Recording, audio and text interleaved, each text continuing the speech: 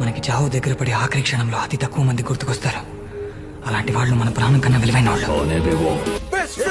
స్నేహితుల్లో మంచి స్నేహితుడేంటి, చెడ్డ స్నేహితుడేంటి? స్నేహితుడు అంటేనే మంచివాడు. స్నేహితుడికి కోవెలగట్టు ఆకట్టు మన మిత్రులని అందులో పెట్టు.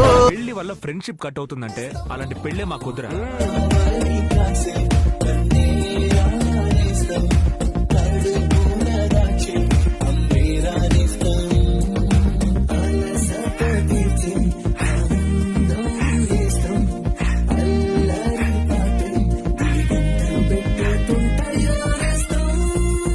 ఏ ఎమోషన్ అయినా ఏ అవసరాన్నైనా పంచుకోవడానికి ఎప్పుడు ఒకడు ఉంటాడు. ఒక్కడే, వాడే మన ఫ్రెండ్, వాడే మన